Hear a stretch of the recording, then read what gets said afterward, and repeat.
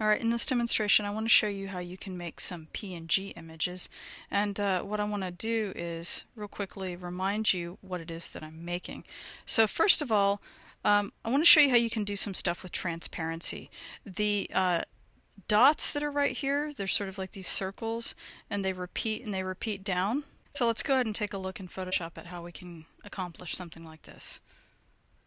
Okay, so I'm going to go to Photoshop and I'm going to, instead of opening something that exists, I'm going to say File, I'm going to say New, and the dimensions that I'm going to use are going to be 150 wide, and the reason I'm going to do it this way is because I want my circle to be a certain diameter, and then I want to have margins around it, and then I've already done the math and figured out that 500 is about the right height to have three that are properly separated by the right sizes of margins and gutters. So, and you want to make sure that the resolution's set to 72, and I'm going to go ahead and tell it to be transparent because I want a transparent background. So you can go ahead and give it a working name here, but until you save it, it won't actually be a saved name. I'm just going to go ahead and leave it untitled. Now say OK.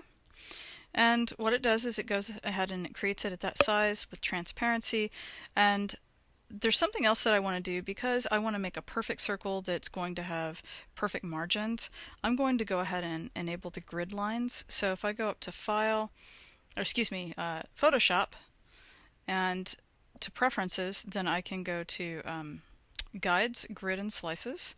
And what I've done, and if you want to follow along just to practice doing this if you haven't really got much experience with Photoshop, then you can go ahead and set the grid line so that it's at every 50 pixels, because I have it 150 wide by 500, so that's a nice division, and I'm going to divide it up in every two subdivisions so that basically I'll see a 25 pixel subdivision. Okay, and I'm going to go ahead and say OK to that, and then the next thing I want to do is I want to go up to View, and I'm going to, where it says Show, I'm going to select Grid. And then it'll show me my grid, and if I blow it up a little bit, you can see those subdivisions a little bit better. It's kind of hard on the transparent background, but anyway. So what I'm going to do is I'm going to go back down to have it fit on screen, and over in my layer panel I have my bottom layer. It says layer 1, and what I'm going to do is I'm going to create a layer that has a color, and the reason for this is because I'm going to be making white circles that are mostly transparent, and so it's going to be really hard for me to see how well my my transparency gradient is going to be looking. So I'm going to make a dark layer that I can turn off and on, so that I can turn it on and see what's happening underneath, but then whenever I actually go to export the image, I'm going to turn it back off so that I can get that transparency. So where it says layer 1, I'm going to click it, sort of double click it, and I'm going to type in BG color or something like that. And first thing I want to do then is go over to the left to my tools, and I'm going to select the paint bucket, and I'm going to make my foreground color black. So if you double click here on this top little colored box, you can select black if it's not already selected from the bottom left of your screen. And I'm going to click the paint bucket and fill the entire thing so that it's black. Alright, so now that I've got this black background, I'm going to create a new layer by clicking on this little icon that looks like a page that's in the Layers panel. And it's going to create a new layer on top, and now it's called layer 1 again because there isn't something already called layer 1. I renamed it. So I'm going to label this circles. Alright, and what I'm going to do for the background layer is I could go ahead and choose this, and I can lock it so that I can't accidentally modify that.